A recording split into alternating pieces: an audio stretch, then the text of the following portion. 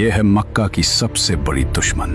یہ ہے وہ عورت جو نبی کریم صلی اللہ علیہ وسلم کے راستے میں کانٹے بچھایا کرتی تھی. مکہ کی گلیوں میں تیرا سچ نہیں چلے گا محمد. یہاں ہم کانٹے بچھاتے ہیں، پھول نہیں. آج اسی گلی سے اس کا گزر ہوگا.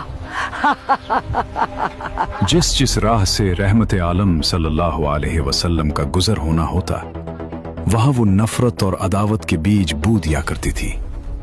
اس نے سمجھا تھا کہ وہ نور کو کانٹوں سے روک لے گی، مگر اسے خبر نہ تھی کہ کانٹے تو پھولوں کے راستے روک سکتے ہیں، خدا کے فیصلوں کو نہیں. آئیے جانتے ہیں ابو لہب اور اس کی بیوی ام جمیل کے اس دور کو جب مکہ کی گلیوں میں نفرت اور سرمایہ داری کا نشہ اپنے عروج پر تھا. یہ کہانی اس دور سے شروع ہوتی ہے جب مکہ کی فضاؤں میں پہلی بار لا الہ الا اللہ کی صدا گونجی.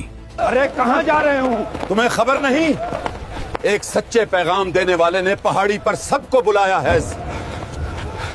مگر اس ہجوم میں دو ایسے چہرے بھی تھے جن کی آنکھوں میں نفرت اور غصہ اتر آیا تھا: ابو لہب اور اس کی بیوی ام جمیل.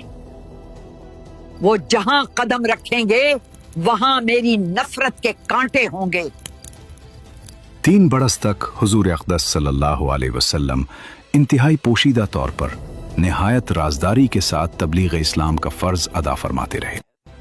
اس درمیان میں عورتوں میں سب سے پہلے حضرت بی بی خدیجہ رضی اللہ عنہا، اور آزاد مردوں میں سب سے پہلے حضرت ابو بکر صدیق رضی اللہ عنہ، اور لڑکوں میں سب سے پہلے حضرت علی رضی اللہ عنہ، اور غلاموں میں سب سے پہلے حضرت زید بن حارثہ رضی اللہ عنہم اجمعین ایمان لائے.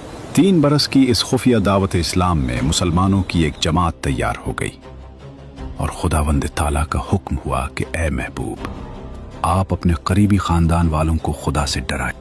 تو حضور علیہ السلام نے ایک دن کوہ صفا کی چوٹی پر چڑھ کر یا معاشر قریش کہہ کر قبیلہ قریش کو پکارا.